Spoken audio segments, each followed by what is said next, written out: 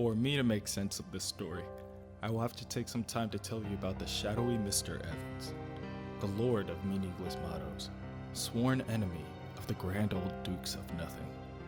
Rumor dates him back to the beginning of time. Perhaps he was one of the first adversaries of God himself, the serpent of the Garden of Eden, the tempter of man. Others understand the serpent as the bringer of knowledge, the very symbol of life and rebirth.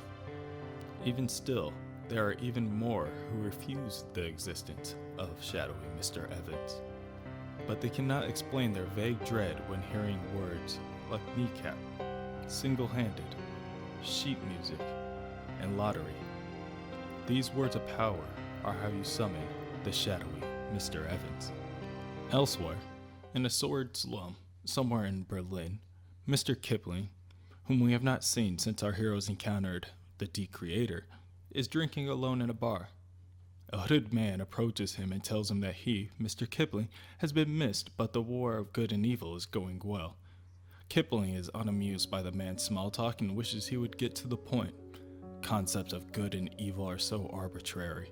There might as well be a war against up and down, or left and right.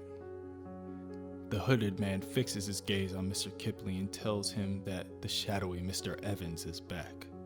Kipling raises an eyebrow as he thinks out loud. The apocalypse is not supposed to happen until 1992, and life on Earth isn't supposed to end until 2012. This is happening a lot sooner than he expected. Either way, he will do what all intelligent men will do in this situation: drink himself senseless. At the headquarters, the bonging from the clock-faced man continues to toll, and he continues to ask, "Is it that time already?" The team look at each other and wonder, how much longer is this man going to keep repeating this? Robot Man switches to his X-ray vision to see that it isn't a man at all, just a clump of energized air given a physical form. Just as the team has this realization, the man disintegrates. The group once again look at each other, only now in confusion. With no direct answer to explain what they saw, Dr. Calder states that this event was no more than a random energy discharge and returns to his lab to work. Robot Man, clearly the most confused, asks everyone for their input when Dr. Calder suggests that he should stop pretending to be the good-hearted buffoon before people start to believe him. Crazy Jane, still under the persona of Lisa Radley, asks Robot Man if he would like to go out to get some coffee, and he obliges. Inside the cafe, all the other patrons are staring at Lisa and Cliff. She states that this is strange, but Cliff and the rest of the Doom Patrol are going to see a lot more strange in the next little while. Her emergence to the surface has thrown the underground in turmoil. She knows that the other personas are going to attempt to fight her at some point in the future. Even as she speaks, another persona tries to climb to the surface to warn Cliff that Lisa Radley is dangerous and she should not be trusted before Lisa once again regains control.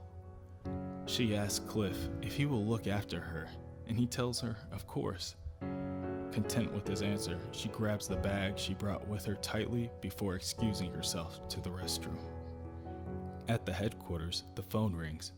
Joshua, seemingly the only person who would answer it, does, and is met with some bad news. As he hangs up the phone and approaches Rebus's room, Rebus is very busy fixating on his marionette dolls. Those strange dolls, whose whole conception is a person within a person, resonates deeply with him. Joshua approaches from behind to inform Rebus that his mother has passed away. Rebus, whose body is now composed of a human man and woman, as well as an alien entity, asks Joshua plainly, "Which mother?" Joshua yells back that it's Larry Trainor's mother before storming out of the room. Once he's alone, Rebus thinks to himself that this was a shame. He had wished he had gotten another chance to see her. Rebus decides that it is time and begins removing his shirt and bandages. He's scared. He thinks that he's scared. As he peels off his layers, bugs of all sizes fall to the pile on the floor filled with pus-filled bandages and clumps of dead skin. Who knew he would find himself in such a mess?